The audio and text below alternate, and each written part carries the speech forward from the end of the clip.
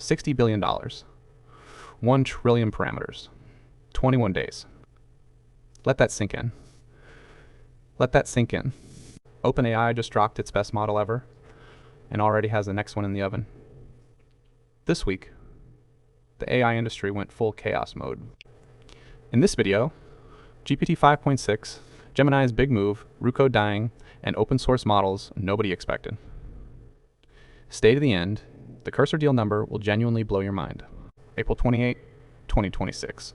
OpenAI, Google, Xiaomi, Poolside AI, Anthropic, Nvidia, everyone dropped something huge this week. Here's what actually matters. Let me break it down. OpenAI shipped GPT-5 on April 23rd, and by most accounts it's already their smartest model, surpassing Opus 4.7 in real-world workflows. But here's where it gets wild. 5 days later, internal routing logs leaked, showing traffic being quietly routed to GPT 5.6. Not a public rollout, a controlled evolve test. But given how fast OpenAI is moving right now, don't be surprised if 5.6 lands by end of. Don't be surprised if 5.6 lands by end of next month. On top of that, a new GPT 5.5 Codex slug appeared in API backend logs, spotted by a legit API on X. Every new OpenAI series gets a Codex variant shortly after launch, and this one is purpose-built for coding and agentic workflows. OpenAI even teased it themselves with a dog pressing a keyboard.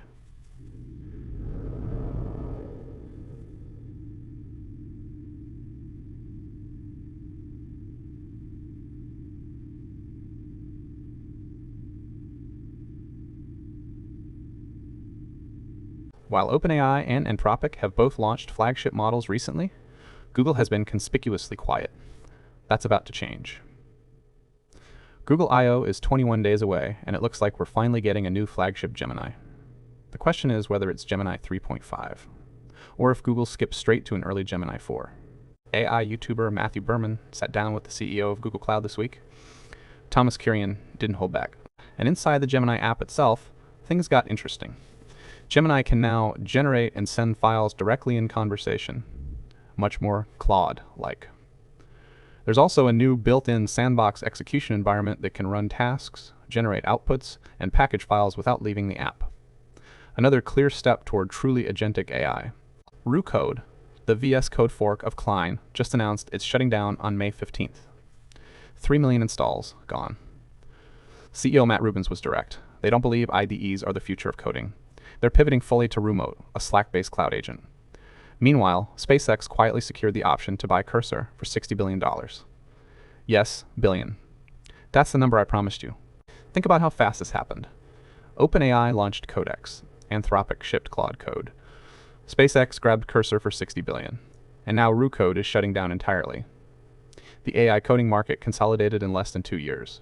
Code is now essentially the last major independent coding tool that isn't owned by a massive AI lab. And that distinction matters more than you might think. Proprietary stacks lock you in. OpenAI, Codex runs on GPT, Claude Code on Anthropic. Cursor is now in the SpaceX/xAI pipeline. Code takes a different stance entirely. Open source, model free. Pick any AI you want.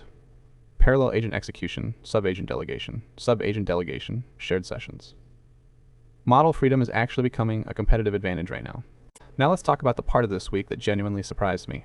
Xiaomi, yes, the phone company, just dropped an AI model that is competing at the frontier level.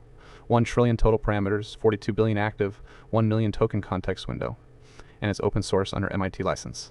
And then there's Poolside AI, a brand new US lab that just open sourced Laguna XS2 on Hugging Face. 33 billion total parameters, 3 billion active, purpose-built for agentic coding. It scores 68.2% on SWE bench verified, legitimately competitive with much bigger models. And it runs locally on a Mac with 36 gigs of RAM via Llama.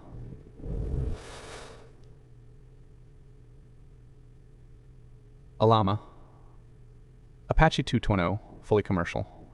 So we now have Maimo 2.5 Pro from Xiaomi, Laguna XS2 from Poolside, Neutron Omni from Nvidia, and DeepSeek v4, all open source, all genuinely competitive, all dropped in the span of a week. As you can see in this diagram, the open source tier isn't a consolation prize anymore. It's a legitimate alternative to the proprietary giants. Claude Code got a serious upgrade this week. The new /res command compresses huge sessions. We're talking 67% faster on transcripts over 40 megabytes. MCP servers now connect concurrently for much faster startups, and Claude will now send push notifications directly to your phone when a long task finishes. Walk away from your terminal. On the creative side, Anthropic added a whole new set of tool connectors this week. Blender, debug scenes, and automate 3D workflows through conversation. Autodesk Fusion. Modify CAD models by just talking to Claude. Adobe Creative Cloud and Canva integrations rounded out. Oh, and they also fixed that annoying authentication bug that kept kicking you out mid-task. You're welcome. Nvidia joined the open source wave with Neutron 3 Nano Omni, a 30 billion parameter hybrid Mamba transformer that handles text, images, video, audio, and documents all in one model. It's 92 times more efficient than comparable multimodal models on video workloads. And Nvidia released everything: weights, datasets, and full training recipes. Huge props to Nvidia for this one. Weights, datasets, Nvidia for this one. DeepSeek is extending their 75% API discount through May 31st, and their V4 Pro model now supports 1 million token context directly inside Claude Code. And Mistral just started hinting at a big return. A new Mistral medium slug appeared in backend logs, suggesting a 128 billion parameter model is about to drop.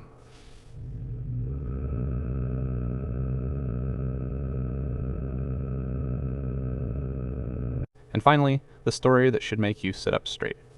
China has started replacing human cashiers with fully automated AI-powered robotic workers, not self-checkout kiosks, actual robots handling the entire retail checkout experience in real time. The speed at which robotics and AI are merging right now is honestly something we should all be paying attention to. What an insane week. Subscribe, hit the link in the description, and I'll see you very soon.